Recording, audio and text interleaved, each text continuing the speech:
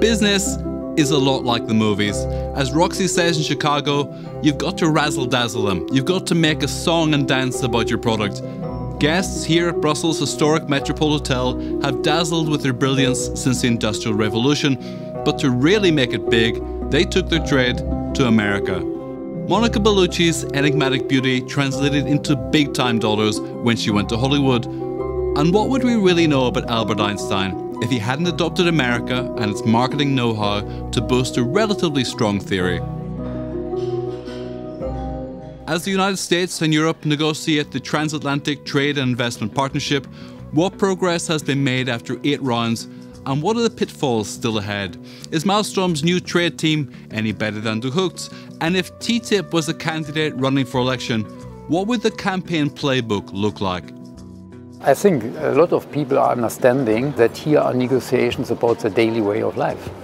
How we produce, how we consume, how we want to live in this 21st century. That is on the stake of these TTIP negotiations. So what is my access to cheap energy? What is my access to medicines, etc.? All these issues are linked to the TTIP negotiations. It would mean more choice and better value for European shoppers. And good news for business. We've just had the 8th round of the latest TTIP negotiations, and they took place here in Brussels, and they really discussed this sort of structure of the deal. How are they going to continue discussing it?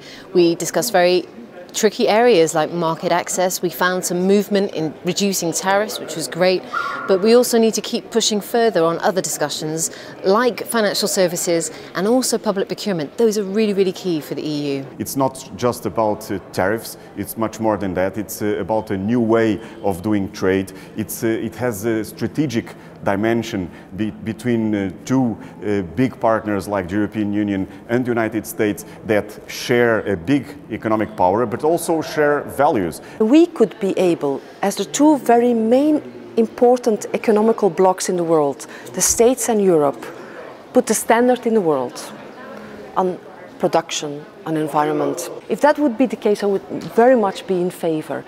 But if it means that we lower everything we have just to make sure that we can trade amongst each other, it's not worthwhile. This is about making sure that we contain threats from Russia. This is about making sure we can compete against China. Either we do this deal with our friends, or other people go and set the rules of the game globally. When we have a globalized economy, economic questions are political and geopolitical questions. And of course, the United States and the European Union are trying to keep the leading role they have in world economy. Vice versa, the rising economies from China, India, African countries, or even ASEAN and South Korea, who are today big players in the world economy. I think we all have a responsibility. The right, the left, the business, the trade unions, we all have this responsibility to make this a success. Because if we blow this, I am afraid this could be a major step into European global insignificance. You know, what does Putin want out of TTIP? He wants Europe to be divided. He wants TTIP to fail. So we need to think about what is our enemy hoping we do, and then how do we try and achieve the opposite? Certainly it's in all our interests that TTIP succeeds, and I mean not just for Europe, but also ultimately for proper trade relations between Russia and Europe. Obviously we have difficulties at the moment, and those difficulties are not just there for Europe, they're also there for the United States of America. So I think lifting the bar, bringing down those trade barriers, making it easier to trade for two substantial blocs like Europe and the United States is ultimately in Russia's long-term interest as well. If we can't agree in the next couple of years with our friends how to set the standards and the rules that will dominate global trade for the next couple of decades, then we're basically handing global leadership over to countries like China. And so we need to be aware of that if we're delaying the TTIP process. Do political leaders in Europe understand that? I think some of them do. And some of the ones that do aren't very good at communicating it. For all you might think of Bush in government, he won 2 terms because of an emotional communication style. Gore lost, essentially because of a wooden, flat campaigning style. He was perfectly reasonable and had the best ideas, but he didn't communicate well. With TTIP, the US and the EU are campaigning like Al Gore. Is Malmstrom any better at communicating with this commission than the previous commission was? I would say she is more polite, she is more informative, she is ready to answer questions, she tries to explain what she is doing. If it finally helps to take out the criticisms in these negotiations, that is thing still to be proved. We've definitely seen an improvement in communication tactics. More effort is going into it, but I think there needs to be a real sense of leadership and people communicating from the top here.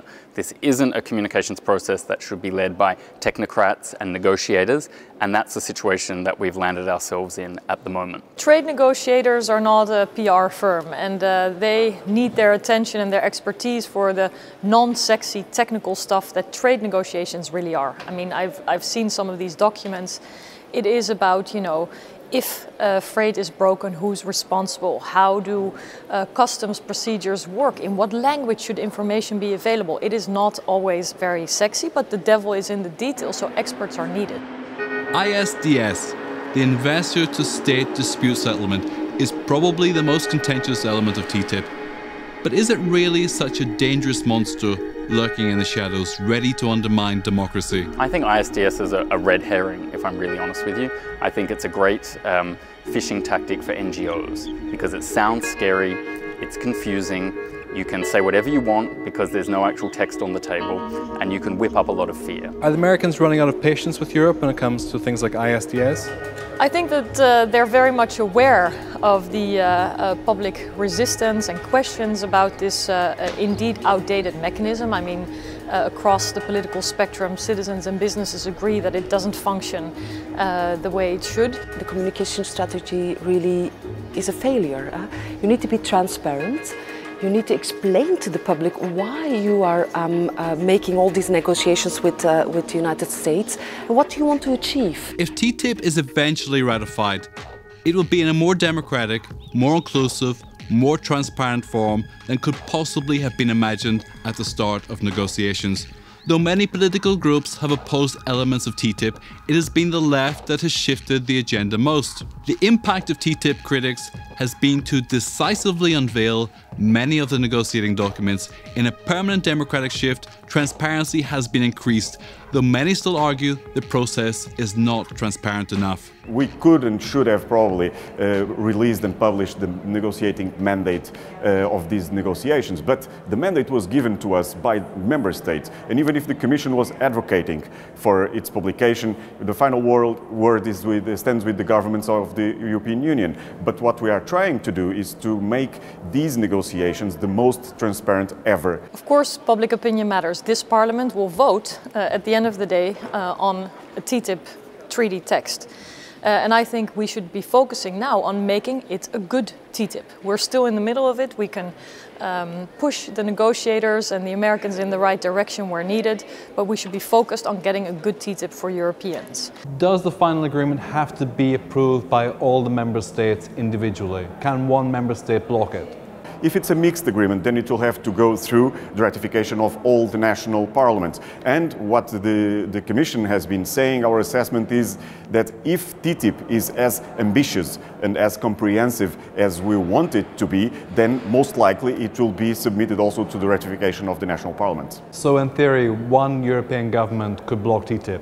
Well, we will be aware of all these sensitivities along the process. It looks as if the TTIP communication strategy is to deal with the public as though in a polite debating chamber. TTIP opponents have run their communications campaign as though campaigning for an election candidate with a clear focus and sharp message. So what would a TTIP candidate look and sound like? That's a tough one. TTIP is like the mega candidate. It's the Hillary Clinton of that election race, where you almost don't know where to begin, and it comes with a lot of baggage as well. So you've got to own what is good about it. You can't go and please everybody. TTIP is never going to get 100% support, but you have to engage people so they feel like turning out to vote. This is about job creation. This is about real growth for Europe. This is about us regaining our place on that global stage. In that global marketplace, we are competitive as the EU, and that's what we need to prove to the rest of the world right now. And going forward with a deal like TTIP is absolutely going to deliver that, and it's going to change people's lives. People need to know what we're trying to negotiate. We're not trying to diminish European standards. If anything, we're trying to ensure that what we have, we hold, and that these really important regulatory standards that are in place are replicated in the United States and elsewhere. If we look at the critiques towards TTIP, a lot of it is critiques towards globalization as such. And we have to understand that globalization, whatever we do, whether we are successful with TTIP or not, will continue to happen. And this is the opportunity we've got to shape it according to our values, according to Western values. There needs to be less defensiveness and there needs to be more humanity in the discussion about TTIP. So I think TTIP negotiators and people in the Commission, for example, they should be taking TTIP on the road. They should be talking to people at a local and grassroots level. They should not be afraid to hit back at people who are making up misinformation. They should use normal language. If TTIP fails, why will it fail? If TTIP fails, TTIP cannot fail. That is absolutely not going to happen. TTIP cannot fail. This is a one window of opportunity that we have. They don't come along very often. And this will create the largest deal we've ever seen and the greatest trading area in the world. Psychologist and Democrat political strategist Drew Weston said, "In politics, when reason and emotion collide, emotion invariably wins." Today, transatlantic trade is flourishing. But like Stephen Hawking's view of the universe, it should keep expanding. And if it doesn't, our economies will collapse in on themselves. TTIP is a 21st century bid to avoid an economic and geopolitical black hole.